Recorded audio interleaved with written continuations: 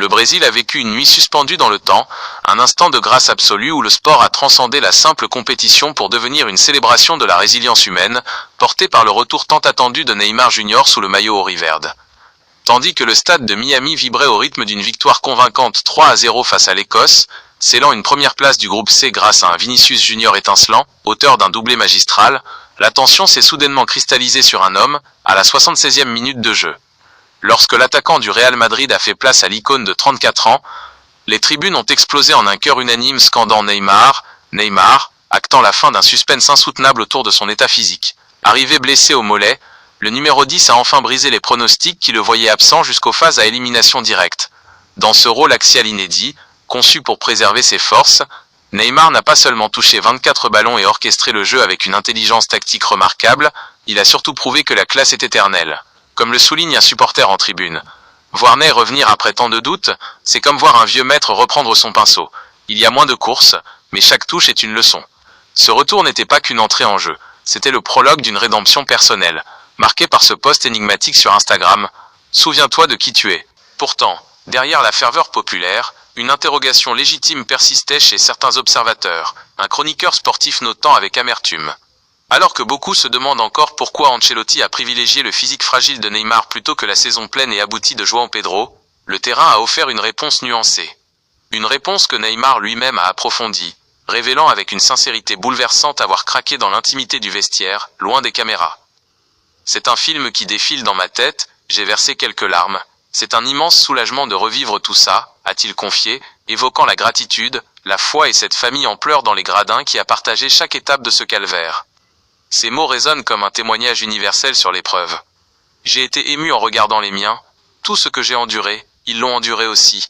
Carlo Ancelotti, enfin tacticien et meneur d'hommes, a conclu cette séquence avec une bienveillance rare, rappelant que la passion, à 34 ans, reste identique à celle d'un enfant. Il a travaillé avec un professionnalisme exemplaire, il mérite cette chance et peut nous aider par ses qualités uniques, il a cette flamme intacte.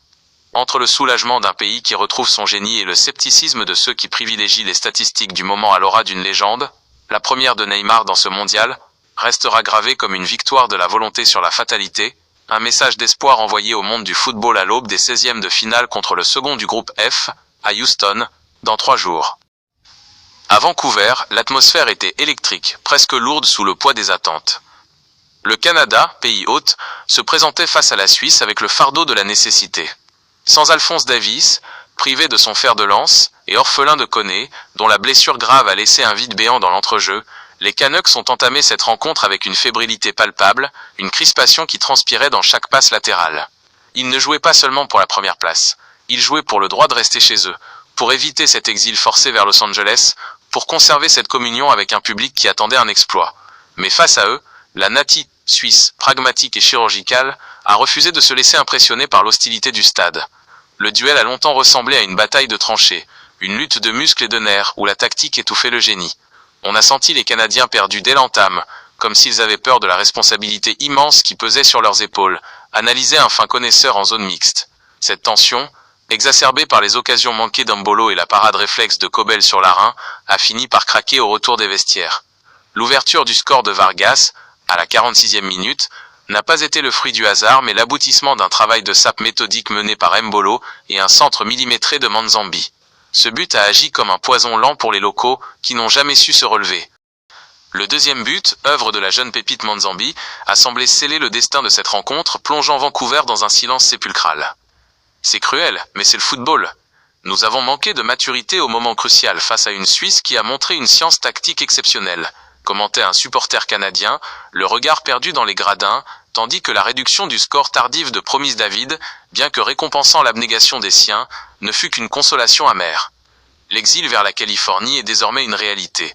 Un rappel brutal que dans ce tournoi, le privilège de jouer à domicile ne protège en rien contre la réalité froide d'un tableau des scores. En parallèle de ce bras de fer nord-américain, la ville de Seattle, terre de contraste et de football, devenait le théâtre de l'ultime danse de deux nations en quête de rédemption, la Bosnie-Herzégovine et le Qatar. Pour ces deux équipes, le mot « déception » était devenu un compagnon encombrant depuis le début de la compétition. Le Qatar, encore traumatisé par son naufrage 6-0 face au Canada, un match où discipline et honneur s'étaient effondrés, entamait la rencontre avec une fébrilité qui ne trompait personne.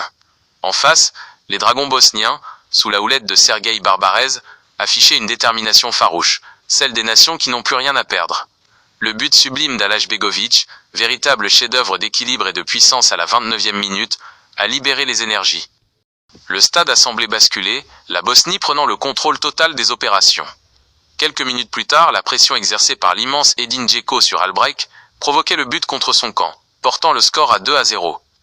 À ce moment précis, on a vu une équipe qatari au bord de la rupture. C'était difficile de voir mes joueurs aussi dépassés, mais ils ont montré du cœur en revenant dans le match, confie un analyste local, notant la résilience qatari illustrée par la réduction du score d'Al-Haïdos avant la pause. Ce but fut un souffle d'oxygène pur, insufflant l'espoir d'un renversement improbable, renforcé par ce tir sur le poteau de Pedro Miguel juste avant le retour au vestiaire. La seconde période a été un véritable combat de gladiateurs. La Bosnie, bousculée, a dû puiser dans ses réserves physiques et mentales, multipliant les gestes défensifs de désespoir.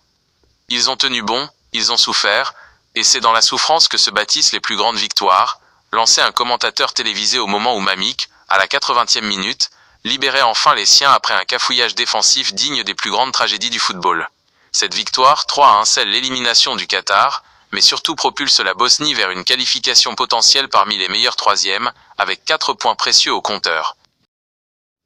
Pour le Qatar, c'est la fin d'un chapitre, une sortie qui soulève des questions sur le renouvellement de son projet sportif. Pour la Bosnie, c'est une page qui s'ouvre, un espoir grandissant qui galvanise tout un peuple. Ce mondial 2026, à travers ces 2 matchs, nous a rappelé que si le talent est une condition nécessaire, c'est le caractère, cette capacité à encaisser les coups, à pleurer dans les vestiaires, à se relever après un 6-0 ou à supporter la pression de tout un pays qui définit les vainqueurs. Alors que les yeux du monde se tournent désormais vers les 16e de finale, le souvenir de ces quelques heures, entre Vancouver et Seattle, restera comme une illustration parfaite de la versatilité du football. Les hiérarchies sont bousculées, les certitudes s'effritent, et ce qui semblait acquis il y a 48 heures ne tient plus qu'à un fil. Chaque équipe, chaque joueur, chaque staff technique se prépare maintenant à affronter l'inconnu, avec la certitude que ce tournoi réserve encore bien des surprises, des larmes de joie ou des illusions amères, prouvant une fois de plus que le mondial est bien le seul moment où le temps s'arrête vraiment, où chaque geste, chaque but, chaque erreur est gravé à jamais dans la pierre d'une histoire qui s'écrit en temps réel sous nos yeux ébahis. Il y a quelques heures, le Mexique, porté par la ferveur inconditionnelle de son antre, le Stade Aztec, a confirmé son statut de favori en étrillant une équipe tchèque pourtant disciplinée en première période. L'analyse tactique de ce duel est édifiante. Pendant 45 minutes, les hommes de l'entraîneur tchèque ont appliqué un bloc médian bas, densifiant l'axe pour annihiler les transmissions entre les lignes mexicaines.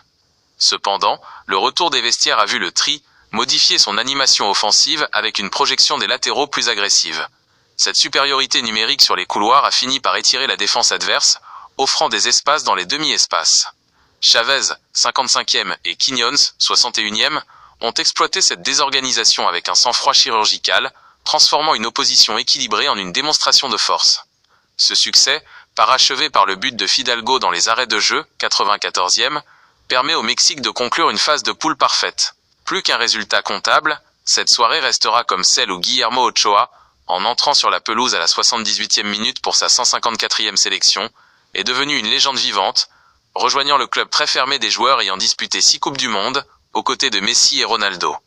Voir Memo entrer sous cette ovation, c'était le symbole d'une nation qui célèbre son passé tout en construisant son futur, confiait un analyste présent au stade, illustrant la charge émotionnelle de cet instant. Cependant, le véritable séisme tactique et historique est venu de la qualification des Bafana Bafana. L'Afrique du Sud, après une entame difficile et une défaite inaugurale face au Mexique, a opéré une mutation radicale dans son approche stratégique.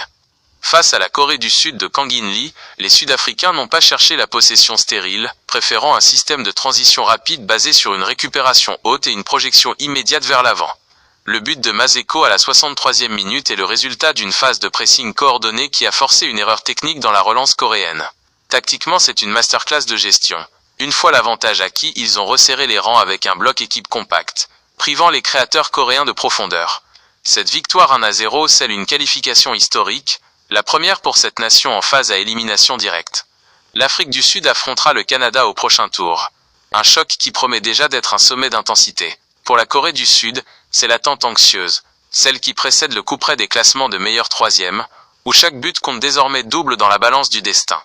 Loin de ces drames, Le Maroc a écrit une nouvelle page d'or de l'histoire du football africain en dominant Haïti 4-2. Ce match, bien que mené 2 fois au score, a démontré la force mentale et la supériorité technique des Lions de l'Atlas. Tactiquement, le Maroc a fait preuve d'une intelligence de jeu rare. Malgré le score défavorable, ils n'ont jamais paniqué, s'appuyant sur un jeu de possession patient orchestré par le futur bavarois Ismaël Saibari. Leurs combinaisons dans les petits espaces ont fini par user physiquement et mentalement une sélection haïtienne courageuse mais débordée par la variété offensive marocaine. Avec 7 points, le Maroc égale son record historique de 2022 et s'affirme, selon les données d'Opta, comme la nation africaine la plus prolifique et la plus victorieuse de l'histoire de la compétition.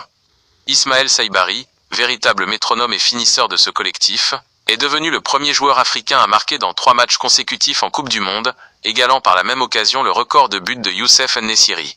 Les commentaires fusent sur cette génération dorée. Ce n'est plus une surprise, c'est une confirmation. Le Maroc joue avec une maturité tactique européenne couplée à une audace africaine qui fait peur à tout le monde, note un observateur. Les Lions de l'Atlas ont transformé leurs doutes initiaux en une démonstration de domination, prouvant que la hiérarchie mondiale n'est plus un bastion imprenable. En somme, cette nuit de Coupe du Monde a cristallisé toutes les promesses du football. La résilience de l'Afrique du Sud, le professionnalisme clinique du Mexique et l'ascension historique d'un Maroc qui, désormais, ne se contente plus de participer, mais de marquer le tournoi de son empreinte indélébile. Chaque ballon touché, chaque tactique déployée, chaque larme versée dans les vestiaires après le coup de sifflet final, tout cela forme la trame d'un récit mondialiste qui dépasse les frontières pour unir les peuples autour d'un cuir qui roule, symbole universel d'espoir et de dépassement de soi.